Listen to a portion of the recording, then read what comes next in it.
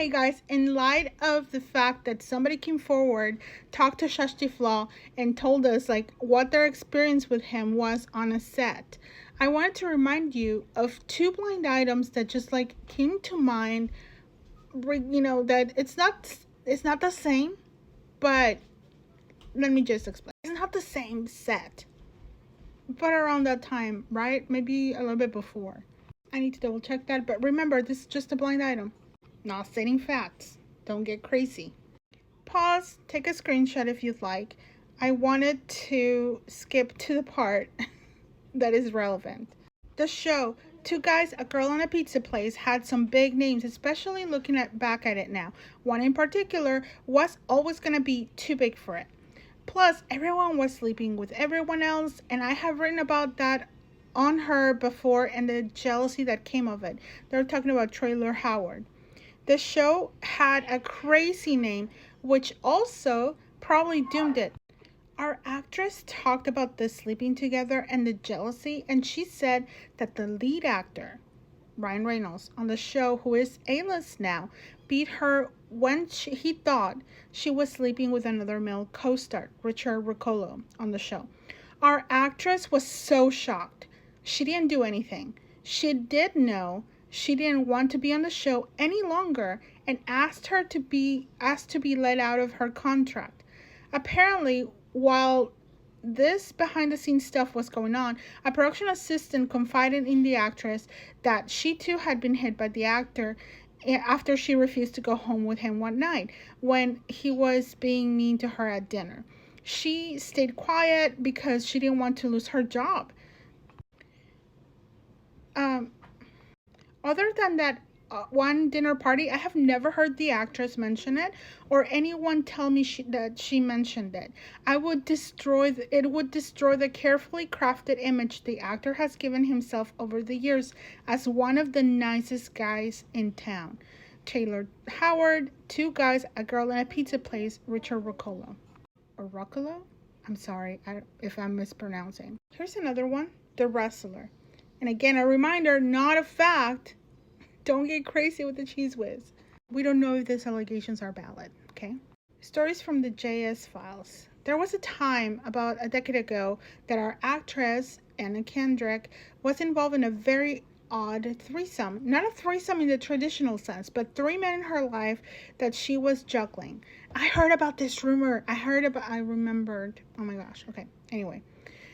The first was a foreign-born illiterate actor, Ryan Reynolds, the voices. She was crazy in love with who wouldn't give her the time of day unless he was due to spend time here or she was in his country. She would do anything for him and is the only person that she has ever dated to get topless photos of her. They are presumably the only topless photos that exist of her. Our actress tried to make him jealous by dating someone else, Ben Richardson. The issue with that is that she didn't want the world to know about him, so kept him hidden the entire time they dated, which kind of ruins your plan of making the other guy jealous. Another problem is that plan is another problem with the plan is she liked the guy that she was dating but wasn't crazy about him and only slept with him a handful of times over the years, on and off, again dating. Where does the wrestler fit into the story? Though through a co-star, CJ Perry, aka the ravishing Russian Lana Legacy Bella on Pitch Perfect. She met a pro wrestler, Dean Ambrose, aka John Moxley, Seth Rollins, Philip Jack Brooks, aka CM Punk.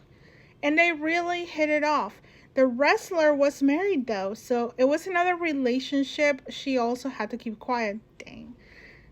Again, allegedly.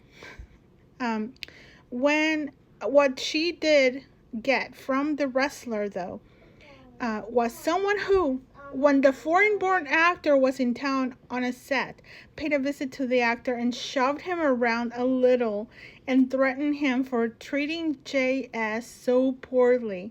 Instead of being scared, though, our actor ended up getting wasted that night and was angry and showed multiple people the topless photos of JS, which is how we know they exist. And that Kendrick, Ryan Reynolds, the voices, blah blah blah, and you can take a screenshot and like see all the people. Now remember, there's an article that's like super important. You should like go and like save that article somewhere because it might be removed. I don't know. I don't know. But this is like back in the day. He gave this interview and he tells us from his own words how he was in his 20s. Okay, he says he's changed. That's fine. But let's see what he has to say regarding his own character in his 20s. He said, I was explosive and pissed off all the time. A brawl with a friend of mine got out of control. So I took a week-long workshop in Santa Fe that had a sharing circle. He made a face. I would rather have spent the week punching myself in the... But it helped. That and reading every book I could get my hands on about conflict resolution. There's a part of me that still thinks, how do I annihilate this person verbally, turn them into liquid, and then watch that liquid evaporate in the summer sun? He scratched his dog Baxter's ears. But I learned the Jungian idea that whatever you think you hate in the other person is something you actually can stand in yourself. That reminds me of like how I've always said, okay, this is my opinion, okay, very much allegedly, that every accusation is like literally very telling because it's so like projecting, in my opinion. So yeah, I've never liked his little quotes. They're not cute, they're not funny.